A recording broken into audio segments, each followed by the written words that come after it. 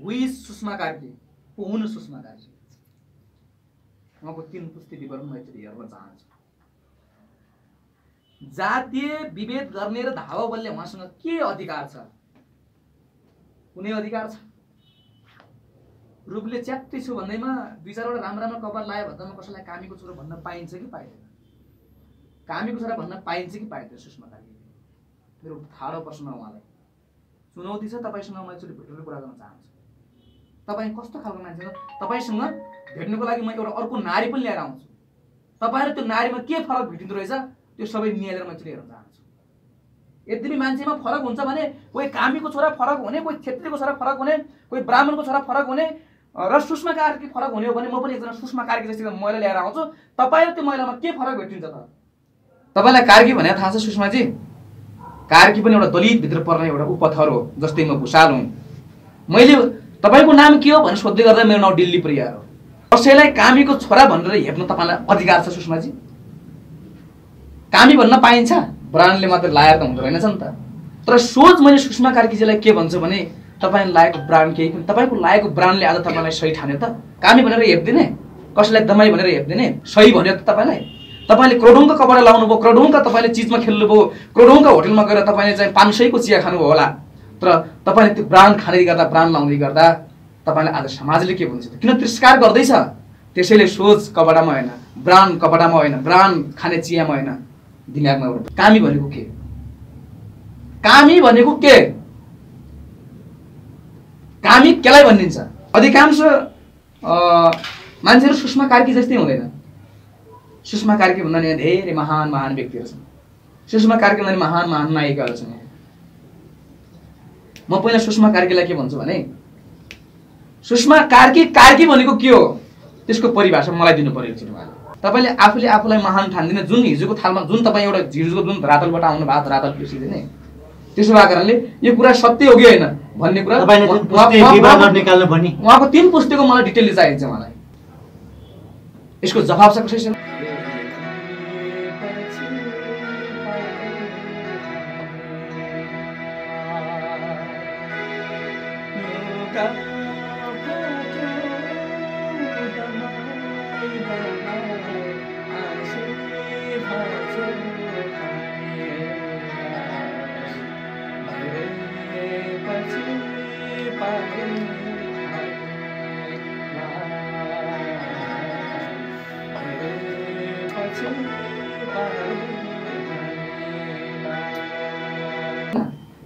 उत्सवलाई होइन यो पीडा समग्र दलित समुदायलाई भएको पीडा भयो।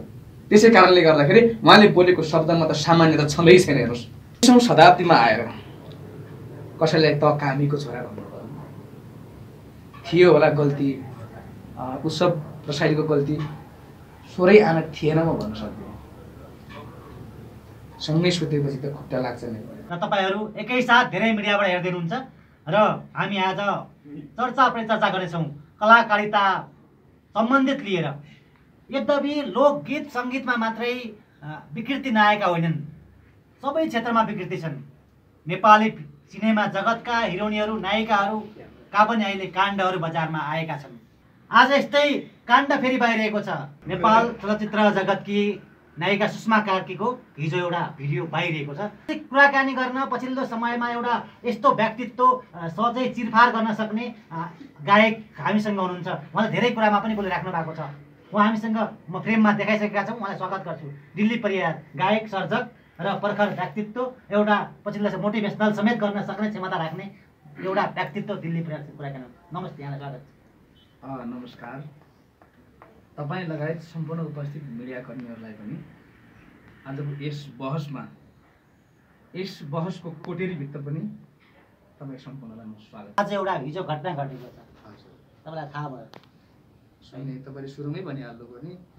चलचित्रकर्मी, पत्रकार उत्सव रसाइलीलाई र अर्को चलचित्रकर्मी एवं नायिका सुषमा कार्कीको विषयवस्तुहरू सुरुमै जोड्दाखेरि मलाई थाहा भइहाल्यो। हजुर, तपाईले यो भन्नुहुन्छ भन्ने मलाई सुरुमा पनि थाहा भएको थियो। केही त अब पछिल्लो समयको चर्चा परिचर्चा यसैले पनि पाइराखेको छ। त्यसो भएको कारणले त्यो मैले सुने, मैले खबर पाएँ। खबर पाउनुभयो।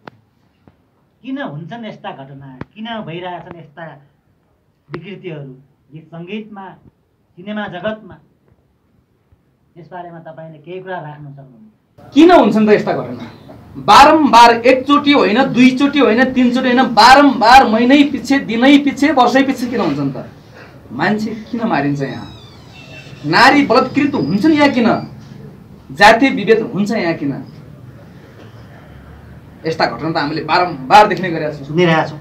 यस घटना हुनुको विशेष प्रमुख दोषी भनेको को त? यो कुनै न कुनै केही चिजको कमी त यो भइराखेको छ नि। एक, हाम्रो देशमा भएको व्यवस्थापनको कमी, व्यवस्थाको कमी। कुनै 11 वर्षको बच्चीलाई कसैले जबरजस्ती करनी गर्छ भने उसलाई जन्म कैदको सट्टा 2-4 दिन जेलमा राखेर, कारागारमा राखेर, हिरासतमा राखेर छोडिदिन्छ। कसैले कसैमाथि विभेद गर्यो, केस पर्यो चौकीमा, कागजको भरमा सामान्य हजुर ल नमस्कार, अब यस्तो कहिल्यै बोल्दिन, यस्तो म भन्ने छैन आगामी दिनमा, यही 2 शब्दको भरमा छोडिने गरिन्छ।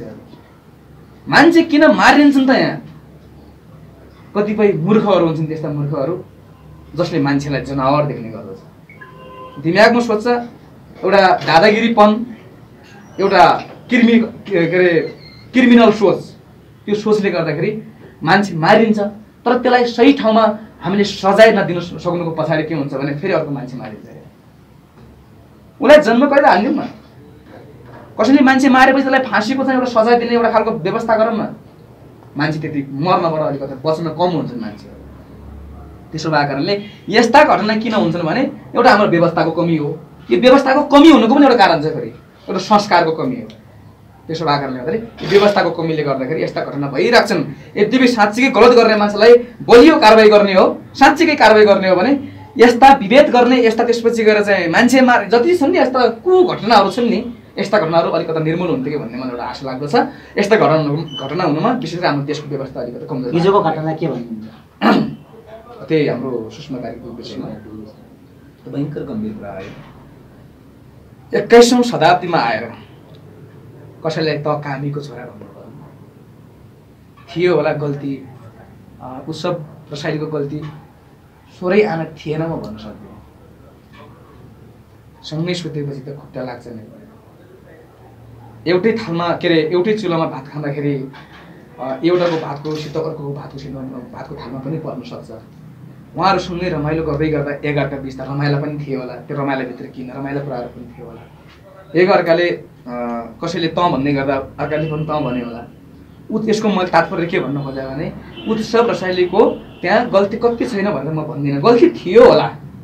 तर सामाजिक सञ्जालमा त एउटा के आयो भने उत्सव रसाइलीलाई चलचित्र जगतकी चर्चित नायिका सुषमा कार्कीले त कामीको छोरा भनेर यस्तो किसिमको शब्द व्याख्या विश्लेषण गर्दै गर्दा, यस्तो किसिमको वक्तव्य दिँदै गर्दा अझै पनि नेपाल कहाँ छ? उहाँलाई बारम्बार भन्नुहुन्छ नि त, एउटा ब्रान्ड हो मेरो, म ब्रान्ड हुँ, मैले लाएको कपडा मात्रै लाखभन्दा बढी हुन्छ। उहाँले लाएको जुत्ता ब्रान्ड हुन्छ, ताकि हामीले लागेको जुत्ता 1 महिनामै च्यातिन्छ भने उहाँले लागेको जुत्ता 2 वर्षसम्म च्यातिँदैन। उहाँको त्यो तर्क सुन्दाखेरि मलाई त्यस्तै लाग्छ। उहाँले लाउने एउटा अन्डरवेयर समेत आधा लाख बराबरको हुन्छ, ब्रान्ड लाउनुहुन्छ उहाँले। उहाँ आफैमा पनि देख्दाखेरि चिटिक्कै हुनुहुन्छ, नायिका, नेपालको नायिका। उहाँले लाउने त्यो ब्रान्डले मात्र लाएर त हुँदो रहेनछ नि त। तर सोच मैले सुषमा कार्कीजीलाई के भन्छु भने तपाईँले लागेको ब्रान्ड केही पनि, तपाईँको लागेको ब्रान्डले आज तपाईँलाई सही ठान्यो त, सही भन्यो त तपाईँलाई? तपाईँले करोडौँको कपडा लाउनुभयो, करोडौँका तपाईँले चिजमा खेल्नुभयो, करोडौँका होटलमा गएर तपाईँले चाहिँ 500को चिया खानुभयो होला। तर तपाईँले त्यो ब्रान्ड खाँदै गर्दा, ब्रान्ड लाउँदै गर्दा तपाईँलाई आज समाजले के भन्छ? किन तिरस्कार गर्दैछ? त्यसैले सोच कपडामा होइन, ब्रान्ड कपडामा होइन, ब्रान्ड खाने चियामा होइन, दिमागमा एउटा ब्रान्ड राख्नुहोस्। तपाईँले भन्न खोज्नुको तात्पर्य त के बुझेँ भने मैले जस्तो जातकै कारणले गर्दाखेरि उहाँले मलाई हेप्नु भएको र यो घटना घट्या हो एकदम। किनभने मैले अगाडि नै भनिहालेँ, कमजोरी एकअर्का बीच हुन्छन् नै, दोहोरो त हुन्छ नै। तर दोहोरो झगडा गर्दै गर्दा कसले कतिसम्म बोल्ने, कति समेत व्यवहार गर्ने कुरा त फरक हो नि। त्यही व्यवहार आज सुषमा कार्कीले गर्नुभयो। कसैलाई कामीको छोरा भनेर हेप्न तपाईँलाई अधिकार छ सुषमाजी? कामी भन्न पाइन्छ? पाइन्छ कामी भन्न। तर कामी भनेर हेप्न पाइँदैन नि त। कामी भनेर हेप्दिने, कसैलाई दमाई भनेर हेप्दिने।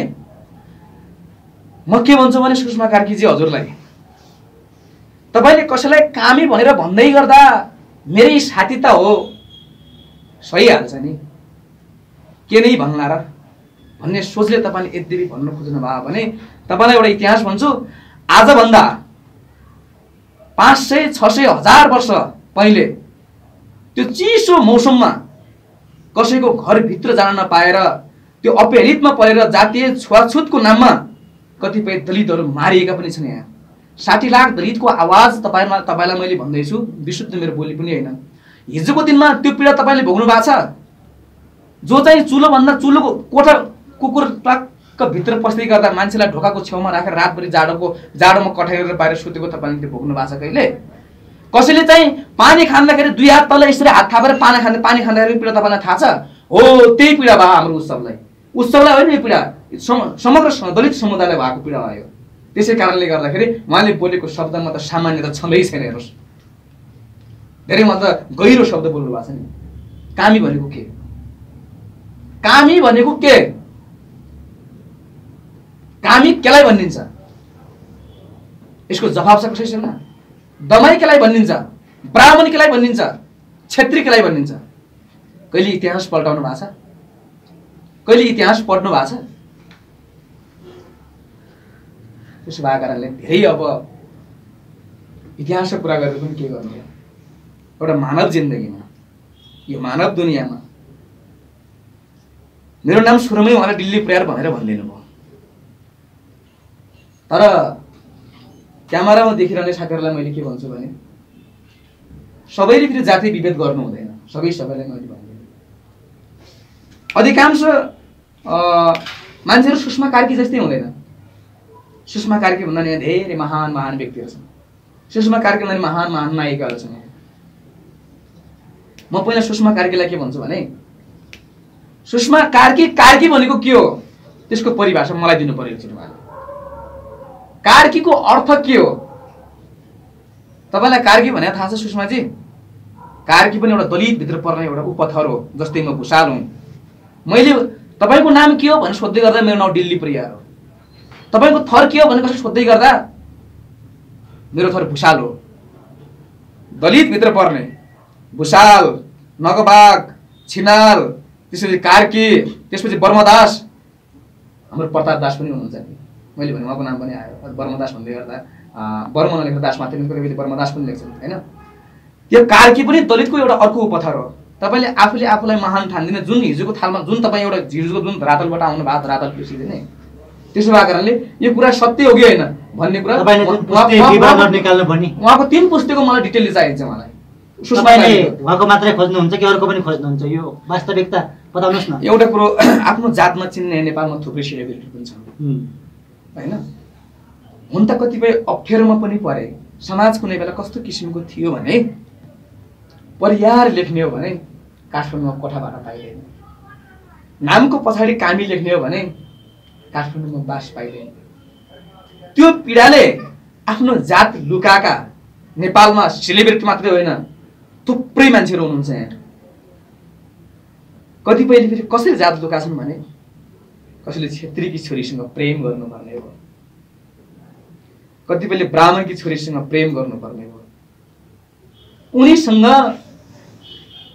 प्रेम सफल पार्नलाई कतै मेरो प्रेमिकाको मनमा मेरो नामको पछाडि कामी भएकै कारण, दमाई भएकै कारण कतै मेरो प्रेम ट्रेजेडी हुने हो कि असफल हुने हो कि भन्ने सोच चिन्तनका साथ कतिपयले नामको पछाडि कामी राख्ने ठाउँमा, दमाई राख्ने ठाउँमा तपाईँले भने जस्तै अझै पनि कतिपयले सानो जात भनेर हेप्लान भनेर के उपनामहरू पनि राख्ने गरेको, उपनामहरू राखेको, कहिले ब्राह्मणै लेखेको, कसैले साई लेखेको, कसैले शर्मा लेखेको मैले त्यो देखेको छु। किनभने म त आज के भन्छु भने सकभर हुन्छ भने आफ्नै जातमा गर्व गरौँ। देश परिवर्तन गर्ने हो, एउटा नयाँ संस्कृतिको एउटा परिकल्पना गरेर त्यसलाई कार्यान्वयन गर्ने हो भने आफ्नै जातबाट चाहिँ सङ्घर्ष गरेर अगाडि बढौँ, राष्ट्रलाई घचघच्याउँ, एउटा नयाँ युगको थालनी गरौँ जुन जातीय विभेद जातीय छुवाछुत अन्त्य भएको छ नेपालमा। अघि तपाईँले भने जात कहाँ छ भन्दाखेरि नेपालमा, अथवा हामी भनौँ न एउटा महिला र पुरुष मात्रै जात हो भन्ने गरिन्छ मेरो परिभाषामा चाहिँ। तपाईँको परिभाषामा महिला र पुरुष मात्रै जाति भनिन्छ। अब बाँकी जात किन छ त नेपालमा? के कारणले झगडा परिरहेछ त? जात किन छ त? किन ब्राह्मण लेख्नु पर्यो अर्काले? किन क्षेत्रीय लेख्नु पर्यो अर्काले? किन दलित लेख्नु पर्यो अर्काले? यता कुनै न कुनै कारण त छ त। यो कारण के हो भने आजभन्दा 3000 वर्ष अगाडि नेपालका मान्छेहरूलाई एउटा वर्णशरम भन्ने गरिन्छ। वर्णशरम भन्ने चाहिँ हेर्नुहोस् है, नेपालमा वर्ण भनेको रङ हो। हेर्नुहोस्, मान्छेलाई रङको आधारमा यहाँ बाँडियो, विभाजन गरियो। गोरोलाई के भनेर नाम दिने, अलिकति कालोलाई के भनेर नाम दिने, अलिकति खैरो टाइपलाई के भनेर नाम दिने भन्ने हो। त्यो भइसकेपछि नेपालमा तीन प्रकारका मान्छेहरूलाई विभाजन गर्दाखेरि 3वटा नाम हुने भए। जस्तो हामी दलितहरू, तपाईँको अनुहार मेरो अनुहार, हामी जति छौँ नि यहाँ पत्रकार क्षेत्रमा हुनुहुन्छ, हामीहरू खस आर्यभित्र पर्छौँ। हेर्नुहोस्, यो त रियल कुरा, यो त स्वीकार छ नि हामी। तपाईँ क्षेत्री हो नि, तपाईँ आर्य हो भने त स्वीकार्नुहुन्छ नि त। कि त भन्नु पर्यो दलितलाई फरक दिइएको छ भनेर भन्नु पर्यो, नत्र होइन भने त म पनि आर्यभित्र हो। तर म आर्य कसरी भयो भने वर्णको हिसाबले आर्य भयो। वर्ण भने के हो भने रङ हो। रङ भने के हो, सर्टकट भाषामा यो छालाको आधारमा चाहिँ वर्ण दिइयो। वर्णको आधारमा विभाजन गर्यो। विभाजन गर्दा 3 प्रकारका मान्छेहरू भए। जस्तो अब मङ्गोल टाइपको, अलि काला टाइपका होइन, गर्दाखेरि हामीहरू चाहिँ क्षेत्रीय आर्यभित्र पर्यौँ। अब वर्ण भनेको यो भयो। अब वर्णशरम भन्ने भयो। यो वर्ण भइसकेपछि अब कसलाई के किसिमको काम दिने त भन्ने भयो। अनि त्यहीको आधारमा मान्छेहरूलाई काम दिइयो भन्ने गरिन्छ नि। हुन त त्यही जो मान्छेले बनाएका हुन् नि, तपाईँहरूले बनाएका, जस्तो दलितले बनाएका त्रिशूलहरू मन्दिरमा छन्, हुन्छ। धेरै जस्तो बनाएका कुराहरू त्यहाँ हुन्छ, तर त्यही पुजारीले त्यहाँ पूजा गर्छ, दलितलाई त्यही चिना दिँदैन। त्यही त मैले यो कुरा नै अनौठो छ। यो त अचम्मको कुरा हो। हेर्नुहोस्, हामी कहिलेकाहीँ भन्छौँ नि, कसैले चाहिँ नेपालमा हुने क्रियाकलापहरूमा नेपालमा हुने कुनै न कुनै एउटा कसैले अचम्मको कुरा भन भनेपछि म यही कुरा भन्छु, एकदम अचम्मको कुरा। हेर्नुहोस्, अचम्मको कुरा कस्तो भनेदेखि यो सोच पनि संस्कार पनि कस्तो बनाएको के पहिला दमाईले बनाएको के अरे कामीले बनाएको भाँडोमा दाल पकाएर खानु, तरकारी पकाएर खानु हुने, तर त्यही भाँडो त्यही कामीलाई छुन दिइँदैन। दमाईले बनाएको नेपालको सबैभन्दा सम्मान गरिने एउटा त्यस्तो वस्तु छ, शिरको टोपी कसले बनाए? त्यही दमाईले बनाए। त्यो शिरको टोपी दमाईले लाउँदा, के अरे त्यही दमाईले बनाएको शिरको टोपी लाउँदा म नेपाली हो भन्ने गर्वको साथ भन्न हो नि, त्यही दमाई नचल्ने। यस बारेमा तपाईँ के भन्नुहुन्छ? हुन यो भइसक्यो, यसलाई किन यो किन वीर गोर्खाली भनेर चिनाएको एउटा खुकुरी त्यही कामीले बनायो होइन। नेपालको राष्ट्रिय झन्डा तपाईँलाई थाहा छ नि? नेपाल चिनाउने नेपालको एउटा लोगो भनेको नेपाली राष्ट्रिय झन्डा हो। नेपाली राष्ट्रिय झन्डा कसले बनायो? त्यही दमाईले बनायो होइन। हरिओम तस तस भनेर साँझ बिहान घन्टी बजाउँदै मन्दिरमा पूजा गर्ने मान्छेहरूले पुज्ने मन्दिर कसले, के अरे मूर्ति कसले बनायो? त्यही दलितले बनायो। त्यही मन्दिरभित्र त्यही हातै, यिनै हातले हो बनाएको। हेर्नुहोस्, हात सबैको एउटै हुन्छन्, यिनै हातले त्यही मूर्ति कुदिन्छ। हेर्नुहोस्, त्यही मूर्ति बनाइन्छ, त्यही मूर्ति मन्दिरमा भित्र लगेर सजाइन्छ। अनि त्यही मन्दिरभित्रको मूर्तिलाई सबैले वाह वाह गरेर पूजा गरिन्छ। अनि त्यसलाई पूजा गरे बापत आफ्नो मनोकांक्षा पुरा हुन्छ भनेर चाहिँ त्यो सोच चिन्तन राख्नु भने, र त्यही बनाउने जुन मूर्ति बनाउने दलित हो त्यही दलितलाई अपमान गर्छ नि। म त साँच्चीकै त्यही मूर्ति पूजा गरे बापत तपाईँलाई मनोकांक्षा पुरा हुन्छ भने त्यो मूर्ति बनाउने मान्छेलाई पूजा गर्नुहोस्, झन् मनोकांक्षा झन् पुरा हुन्छ। अनि अर्को कुरा पनि भन्छु, प्यारी उनले लाउने कानको सुन छ नि, प्यारी उनले लाउने कानको सुन कसले बनायो? त्यही सुनारले बनायो होइन। बनायो। सुनारलाई हेरिदिने, दलित भनेर भित्र छिर्दै हुँदैन, उच्च अहङ्कार ब्राह्मणवाद सोच चिन्तन भएका मान्छेहरूका छोरी बहिनीलाई बिहे गर्दा मारिनु पर्ने, त्यस्ता किसिमका घटना परिघटना थुप्रै छन्। त्यसो भएको कारणले म उहाँहरूलाई प्रश्न हो, शिरको टोपी कसले बनायो, राष्ट्रिय झन्डा कसले बनायो, खुकुरी कसले बनायो, मूर्ति कसले बनायो, तपाईँले पकाइ खाने भाँडो कसले बनायो? चिन्नुहुन्छ यिनी मान्छेहरूलाई? यिनी बनाउने मान्छे कुन तपाईँहरूलाई थाहा छ? यसका आवाजहरू, यसका बुलन्द आवाजहरू तपाईँ जस्ता युवाहरूले उठाउनु पर्यो। उठाउँदैन, कोही युवाहरू उठाउँदैन। किन उठाउँदैन थाहा छ? नेपालमा एउटा बेरोजगारको अवस्थाले धेरै युवाहरू तडपिराखेका छन्। जसो तसो 10 क्लाससम्म पढ्छन्, 11 को चाहिँ फर्म भरे, अब जागिर खाने भन्ने बेलामा भुइँ उडेर चाहिँ विदेशीमा पर्दाखेरि नेपालमा लड्ने कसरी? हामी जस्ता युवा त मात्र बोलिराख्नु भएको छ, तर बोल्न पनि डराउँछन् यहाँका युवाहरू। हो, त्यो किनकि बोल्यो भने गाली खाइन्छ, मार्छन्, कुट्छन्, त्यो गर्लान् भन्ने पनि यहाँ डर छ नि त। त्यो चिन्तन नै छ। एउटा दलित र एउटा के छ, दलितमा त त्यो चिन्तन सोच छँदैछ अहिले पनि। हिजोको दिनमा जस्तो यो कुराकानी गर्दै गर्दा के छ भने अर्को पनि मैले जोडिहालेँ प्रश्न। गाउँघरमा दलितको सानो बच्चाले सरकारको सेवा सुविधा पाउँछ। दलित कोठा पनि छैन, जनजाति कोठा पनि छैन, महिला कोठा पनि छैन। यो भन्दै गर्दा दलित कोठा किन बनाइयो त, जातीय छुवाछुत त अन्त्य भयो त यहाँ भन्ने तर्क मैले धेरै काल सुन्छु। हेर्नुहोस्, अब यसको जवाब म दिन चाहन्छु। कोठा किन बनाइयो त? समानुपातिक समावेशी भनेको के त? संहिताले एउटा समानुपातिक समावेशी भन्ने ल्याएको छ, त्यसले महिला, दलित र गरिबहरूको हाँसो पनि ल्याएको छ। समानुपातिक समावेशी भनेको, दलित कोठा भनेको, महिला कोठा भनेको के हो भने हिजोको दिनमा दलितहरूले उचित शिक्षा पाउन सक्ने, त्यो उचित शिक्षा पाउने बेला दलितहरूलाई आफ्नो स्कुलभन्दा टाढा बनाइन्थ्यो। हो, कक्षा कोठामै पैसा दिँदैन थियो, पानी त अर्काले सारेर दिनुपर्ने विद्यार्थीहरूलाई। त्यो सोच चिन्तन, त्यो खालको चाहिँ दलितहरूमा एउटा मानसिकता के अरे मानसपटलमा परियो। सही ढङ्गको सामाजिक जुन व्यवहारहरू हुन् दलितहरूले पाउन सक्दैन। त्यो नपाइसकेपछि दलितहरूको चेतना एकदम तल्लो स्तरको भयो। हेर्नुहोस्, झाड खाने, गाउनु डुल्ने, त्यही दमा बजाउने, कोही बिष्टको कपडा आयो भने चाहिँ ट्याक्क लगाएर चाहिँ खुर्दिने, अनि 4 महिना चाहिँ कपडा सिलाइदियो, पाउने उही एक पार्टी चाहिँ के अरे नोकरी पाउने। त्यो सिस्टमले गर्दाखेरि उनले उचित शिक्षा नपाएको कारणले गर्दाखेरि पछिल्लो राज्य व्यवस्थाले के गरिरहेछ भने अब दलित पनि माथि उठ्नुपर्छ है कतै न कतैबाट भन्ने खालको एउटा खालको परिकल्पना गरे। हेर्नुहोस्, त्यो खालको एजेन्डा ल्यायो। हेर्नुहोस्, अब ल्याउनु त ल्यायो, दलितलाई माथि उठाउनु पर्छ मात्रै भनेर त भएन। फेरि के हुँदैन, दलितको सल्लाह त हुन दिँदैन नि त। अब हुन्न दिएपछि कतै न कतै अनिवार्य हुनुपर्छ भन्ने खालले के बतायो भने कोठाको व्यवस्था गर्यो।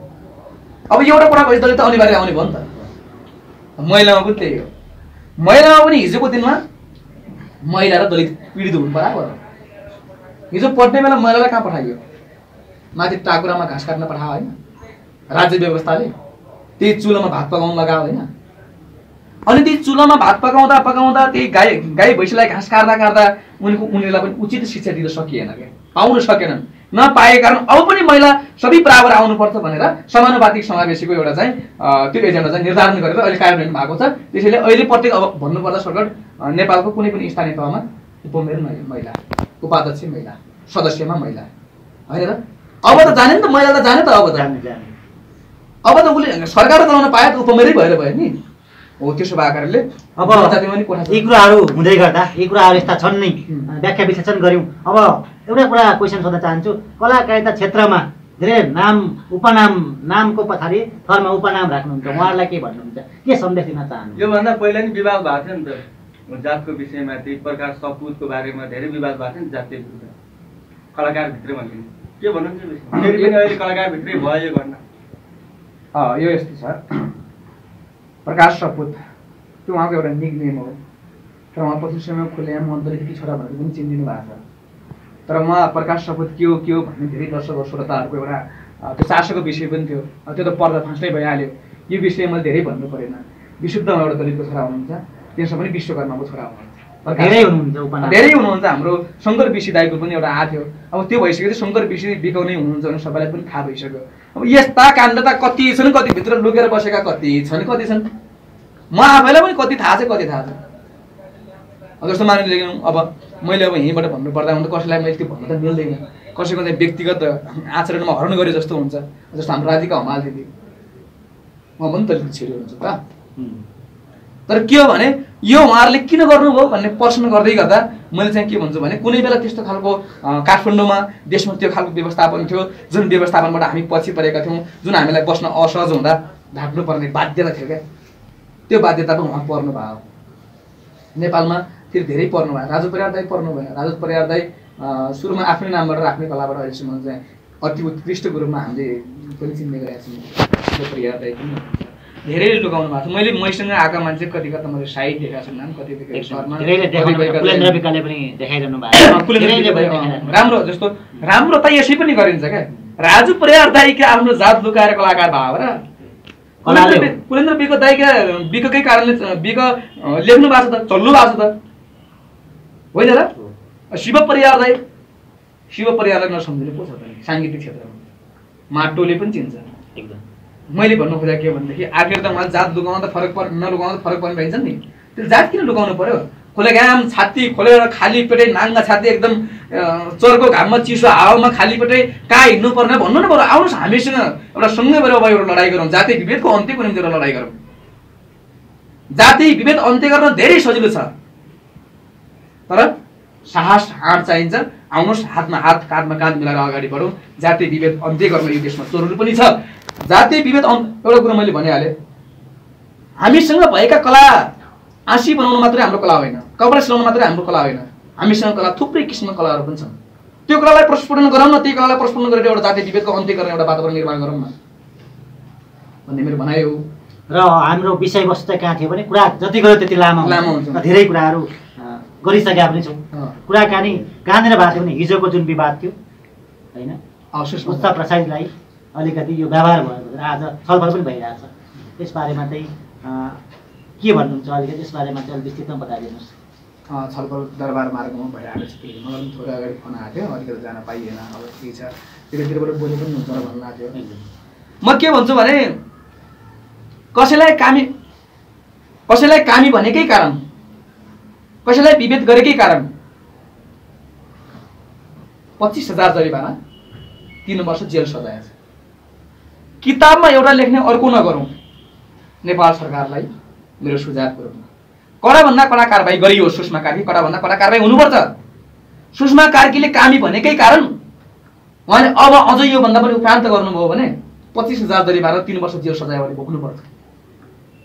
कामी भन्न पाइन्छ, कामी भन्न पाइएला, तर कामीकै नाममा विभेद गर्न पाइँदैन। यहाँ चौकीमा जाने मिलेमत त हुने हुन्छ नि त, त्यो त कागज हेर्नुहोस् त्यहाँ। अब कागज अब कतै म बोल्दिनँ, कहिले पनि भन्दिनँ, त्यो ढङ्गले छोडिदिन्छ मान्छेहरूलाई। भोलि यस्तै कारणले भोलि अर्कोले अर्को दलितलाई हेप्न पनि बेर छैन क्या। यस्ता घटना थुप्रै घटिसक्यो नि, अब नघटुन् भन्ने हो। र मैले के भन्छु भने यो हाम्रो कुरा सुनेर बस्नुभएका सम्पूर्ण तमाम दर्शक महानुभावहरूलाई अबको जातीय विभेद अन्त्य गर्ने दलितले मात्रै पनि होइन, तपाईँहरू पनि लाग्नुपर्छ। अब यो विभेदको कारणले मान्छेहरू भयङ्कर पीडित पनि छन्, धेरै मन पनि दुखाएका छन्। अब विभेद भएका मान्छेमा मलमपट्टि लाउने अब हजुरहरूको जिम्मा हो। तपाईँ हेर्दै हुनुहुन्छ, कोही क्षेत्रीले हेर्दै हुनुहुन्छ, कोही ब्राह्मणले हेर्दै हुनुहुन्छ, तपाईँलाई मेरो सल्युट पनि छ। तपाईँहरू पनि शिक्षित हुनुहुन्छ, मान्छे हौँ हजुर, हामी पनि मान्छे हो। मलाई हेर्नुहोस्, म मान्छे जस्तै छु। अबको यो विभेदको कारणले नेपालमा भएको जुन खालको एउटा मान्छेको एउटा मनस्पटल छ, जुन चेतना छ, यसलाई अन्त्य गर्नेमा तपाईँहरूको पनि बेजोड हात हुनेछ, ठुलो हात हुनेछ। यो अब सुरुवात तपाईँहरूबाटै गरौँ। जातीय छुवाछुत अन्त्य भएको छ। जातीय छुवाछुत भने के हो भने तपाईँ मैले छिरेको पानी अब तपाईँ खानुहुन्छ क्या। तपाईँको घरभित्र म जान्छु। अब मैले बोल्दै गर्दा जातीय छुवाछुत अन्त्य भएको किन यो बोलिराखेँ होला भन्ने धेरै दर्शक महानुभावलाई पनि लाग्न सक्छ। जातीय छुवाछुत अन्त्य भएको कुरालाई म पनि हृदयदेखि स्वीकार्न तयार छु। यो जातीय छुवाछुत अन्त्य भनेको के हो भने तपाईँको घरभित्र म जान्छु, तपाईँले लिनुहुन्छ, यो कुरा पनि पोकेछ। त्यसपछि तपाईँ मैसँग सुत्नुहुन्छ, मेरै साथी भनेर सुत्नुहुन्छ, यो पनि ओके छ। मैले छोएको तपाईँले पानी पनि खानुहुन्छ, यो पनि ओके छ। मैसँग एउटै थालमा तपाईँले भात पनि खानुहुन्छ, यो पनि ओके छ। यसको त अन्त्य त भयो, जातीय स्वास्थ्यको अन्त्य भयो। तर विभेद अन्त्य भएन। विभेद भने के हो भन्नुहुन्छ भने सोचभित्र पनि विभेद छ त। जस्तो मानिलिउँ 1 करोडको ठेक्का छ हेर्नुहोस्, हो 1 करोडको ठेक्कामा एउटा पैसावालाले पावरवाला मान्छेले कमायो, अर्को झनै राइदी पावर भएको ठेक्का हाल्यो, अर्कोले पनि ठेक्का हाल्यो। अनि त्यो दलित नामको पछाडि छ नि एउटा उच्चारणै गर्न नमिल्ने शब्द, यो राज्यले नै त्यस्तै बनायो होइन। अब अहिले भन्नु के गर्नु, कोही परिवार कोही कामीले हाल्यो भने सबै मिलाउँदै मिलाउँदै मिलाउँदै मिलाउँदै मिलाउँदै गइन्छ। लास्टमा जो नेताको पावर भएको मान्छे हो, जो उच्च अहङ्कार ब्राह्मण सोच भएको मान्छे हो। नेपालमा त अहिले अधिकांश मान्छेहरूको त्यो चिन्तन छ, आफैले गर्न पायो हुन्थ्यो, जसरी पनि मेरो मान्छेलाई राख्न पायो हुन्थ्यो भन्ने त सोच त छ नि। त्यसो भएको कारणले त्यो 1 करोडको ठेक्कामा ठेक्का कसलाई पारिन्छ भने अब त्यही सम्बन्धित व्यक्ति भनौँ न, त्यो उच्च अहङ्कार ब्राह्मण सोच चिन्तन भएका मान्छेहरूलाई पारिन्छ। अनि पछि को पऱ्यो त, दलित पऱ्यो। त्यो दलितलाई त 1 करोडको ठेक्का त्यसलाई पारे पनि त भने, त्यसलाई दिए पनि त भने। त्यो ठेक्काको यो भन्दै गर्दा ठेक्काको आफ्नो सिस्टम हुन्छ भनेर भन्नु होला, मैले उदाहरण मात्र दिएँ। र अर्को कुरा, नेपालमा जतिसम्म मन्त्री हुने कुराहरूमा दलित कमै भएको पाउँछौँ मैले। शैक्षिक क्षेत्रमा भन्नुहुन्छ भने हेड टिचर कमै भएको पाउँछौँ मैले। त्यसपछि गएर विकास निर्माणको कार्यमा पनि अगाडि दलित नभएको पाउँछु मैले। प्रशासनको क्षेत्रमा पनि कमै पाइन्छ। यो के हो भने यहाँनिर कहिले न केही विभेद त छ, ज्ञान दलितमा नहुने भन्ने होइन नि। तपाईँका कुरा धेरै दर्शकले बुझिसक्नु भने भए होला। मलाई लाग्छ यति कुरा गरिसकेपछि सानो एउटा बच्चाले पनि बुझ्छ। हामी धेरै कुराकानी पनि गरेका छौँ, अब अन्तिमतिर पनि छौँ। आज म केही भन्नै पर्ने थियो भन्ने केही विशेष कुराकानी छ तपाईँसँग? के भन्ने हुन्थ्यो जस्तो लाग्छ? एउटा गीत गाइदिनु न त्यसमा। तपाईँले गाई पनि गरे। आज यो गीत पनि सुन्नु। तपाईँ यो जातीय विभेदका कुरा गर्दै गर्दा केही जातका गीतहरू पनि छन्। एकदम यो गीत एउटा सुनाइदिउँ हाम्रो दर्शकहरूलाई। गीत छ, सुशील दुखीले बनाएको गीत हो। उहाँ दाङमा उहाँको घर, लुगा फाटो दमाइदालाई हाँसी भाँच्यो कामीलाई, धेरै पछि पारे हामीलाई। त्यो गीत अलिकति मारिने पनि छ। त्यसो बोल्दा बोल्दा स्वर पनि सुन्यो, कति रहन्छ भन्ने नमान्नु होला होइन। ठिकै छ स्वर मेरो। अरू गीत हेरेर पनि दर्शकले थाहा पाइहाल्नुहुन्छ। गाइदिउँ है त? ठिक छ, म त फेरि अब एक किबोर्डै बजाएर गाउने चलन छ। यो भन्दै गर्दा फेरि भाउ खोजेको भन्ने आउनु।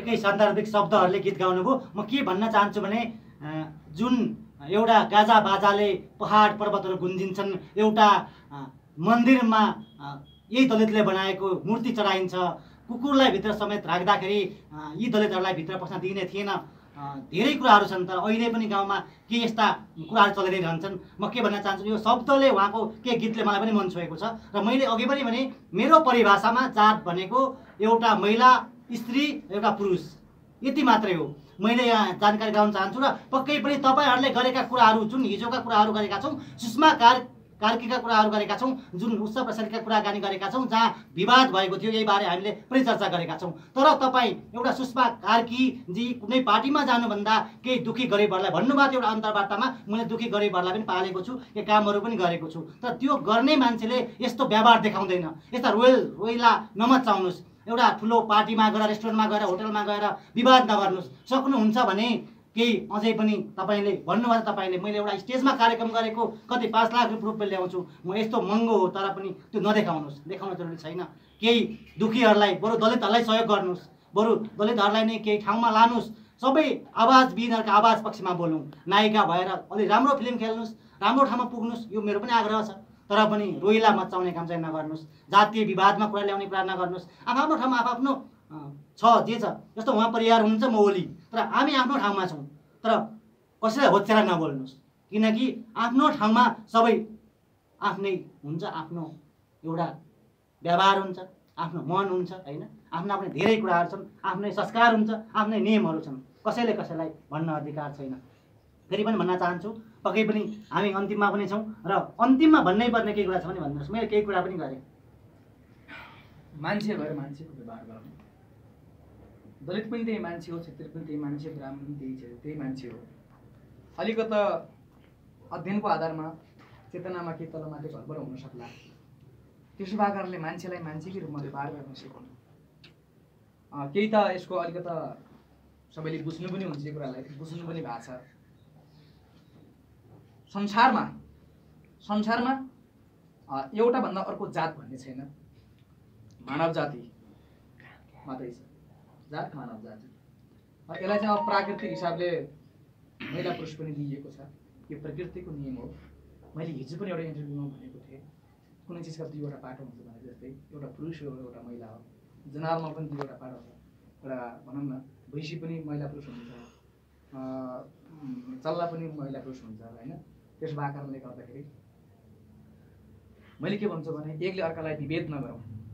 अब थोरै जाँदा जाँदै सुषमा कार्कीलाई मैले के भन्न चाहन्छु, हुई सुषमा कार्की, को हुनु सुषमा कार्की, उहाँको 3 पुस्ती विवरण म एकचोटि हेर्न चाहन्छु। जातीय विभेद गर्ने र धावा बोल्ने उहाँसँग के अधिकार छ? कुनै अधिकार छ?